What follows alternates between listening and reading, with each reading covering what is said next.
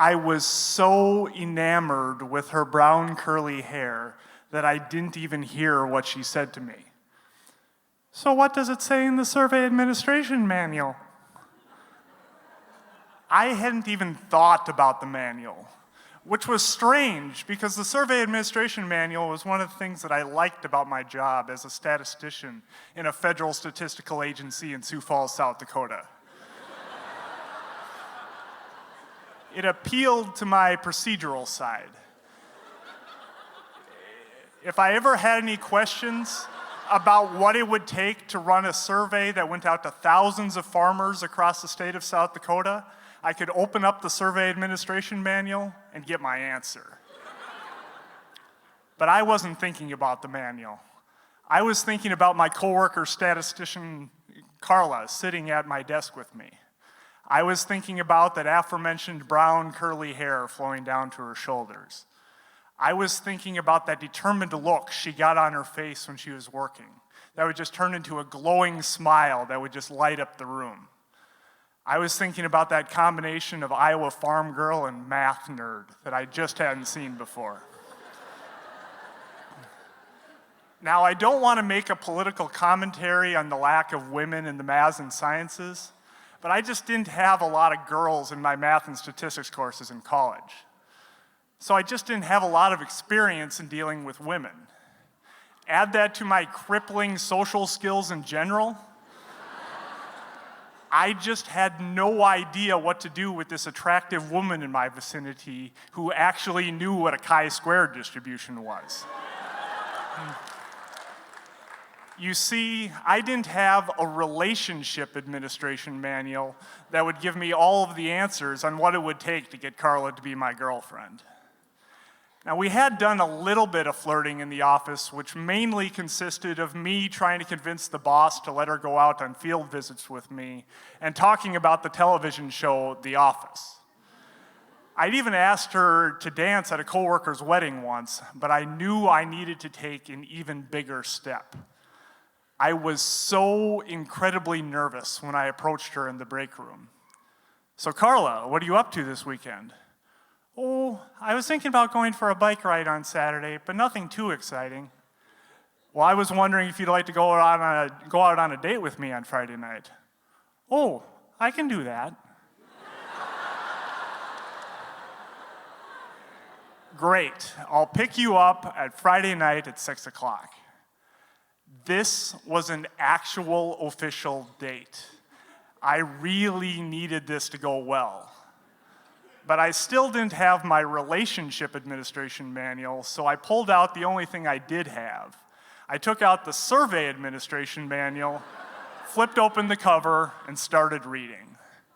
Chapter 1, Sample Design. Now, it is a little concerning that I have only one date with Carla, and therefore a sample size of n equals 1. But sample size and margin of error are inversely related. So if I split the date into 3 different stages, I can triple the sample size and reduce the margin of error by a factor of a square root of 3.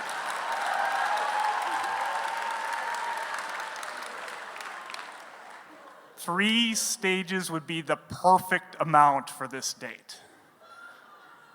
So I flipped to chapter 2, questionnaire design. In order to get good data, you need to ask good questions. So all 3 of these stages would need to be optimally designed. For stage 1, I have a Bayesian prior that Carla completed a 150-mile charity bike ride earlier this summer. So I'll take her to the Science Museum where the IMAX theater is playing a movie about the Tour de France. This will be the perfect academic activity to start off the date. For stage 2, I'll take her to the park, which is hosting a laser show. There, I can shower Carla with a romantic cacophony of light and sound. And for stage 3, I'll take her on a walk around the namesake of Sioux Falls, the Falls of the Big Sioux River. The entire falls is made up of this red quartzite rock, which just glimmers in the moonlight. In other words, the falls is romantic as hell. So now that I have the perfectly optimized date, I flip to chapter 3, data analysis. Now I'm pretty sure that Carla likes me, or at least likes me enough to go out on a date with me, but I know I need better data than that. So I decide that my hypothesis test for statistical significance will be if I get a kiss at the end of the date. If Carla kisses me, it will be more than her just being nice to me. It will mean that I have a shot at an actual relationship. But then I start thinking about the statistician's worst nightmare, non-response error. If this date doesn't go well, it's just another sign that I am destined to be alone. I picture myself sitting in my apartment in Sioux Falls with no human contact other than the pizza delivery guy, gradually turning into the old man who refuses to give back the neighbor kid's football when it accidentally flies into my yard. I desperately needed this date to go well. Cut to Friday night, and it is time to implement the survey administration manual date. I go to Carla's apartment, I pick her up at 6 o'clock, and I start with stage 1. We proceed to the Science Museum, and we make our way to the IMAX theater.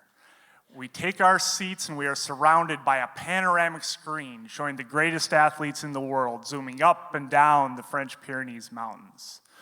When all of a sudden, Carla darts up and rushes out of the theater.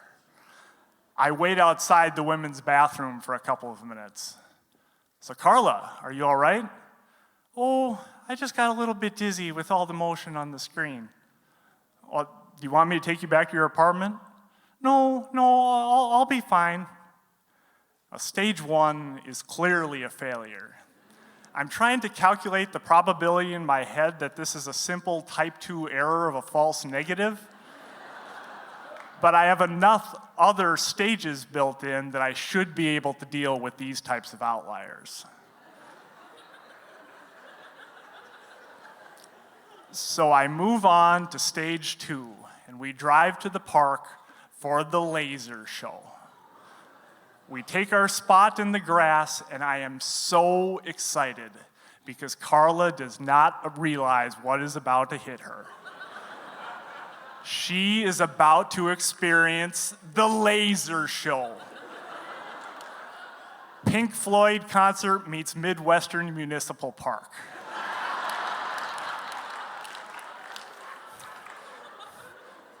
The outline of a buffalo appears on the side of a rock. A loud, booming voice comes over the intercom. Buffalo have been roaming the Dakotas for nearly 2 millennia. After about 10 minutes, Carla turns to me. So far, it's just been a bunch of static images on the side of a rock. Is there supposed to be something more exciting than this? Yeah, I thought it would be more exciting too. Oh, I'm sure it'll get better. It didn't get better. I know from the law of independent trials that just because stage 1 and stage 2 are failures, that has no impact on the probability of success of stage 3. But I am still getting a little nervous. But luckily, I have saved the best stage for last. I take Carla's hand for a walk around the falls. The romantic moonlight of the waterfall is creating the perfect romantic atmosphere, and I start to make my move to lean in for my kiss. But no matter what I do, Carla keeps inching off in the opposite direction. We walk around some more, and no matter what is happening, Carla is giving off the obvious signals that this kiss is not going to happen. My p-value is nowhere close to 0.05. So I decide to give up, and I offer to give Carla a ride back home. On the car ride back to Carla's apartment, I am completely dejected. The Survey Administration Manual Guide to Date Planning has been a complete failure. My null hypothesis has been rejected. All that is going through my head is sitting alone in my apartment, eating leftover delivery pizza next to my box of Ransom sporting equipment. When we get to Carla's apartment, I try to think of something to say to break the silence that is just exemplifying this failure of an evening. I had a really good time tonight, and I hope that you did too. As I'm about to reach for my car door handle, Carla leans over and she kissed me. She kissed me! I have statistically significant data!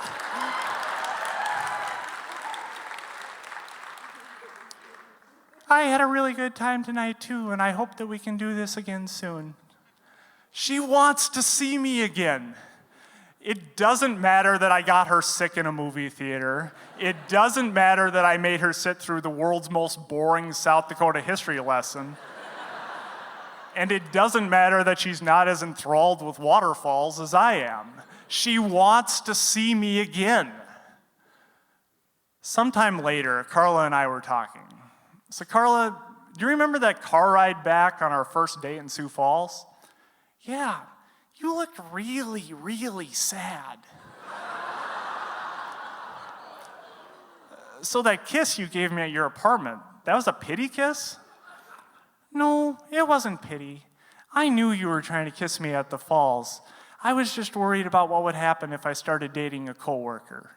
But when I saw how much this date obviously meant to you, I decided I wanted to give this relationship a shot.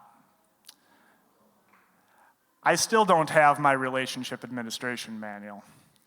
But what I do have is I am still enamored with that brown curly hair, because this Tuesday I will be spending my 7th Valentine's Day with Carla as my wife.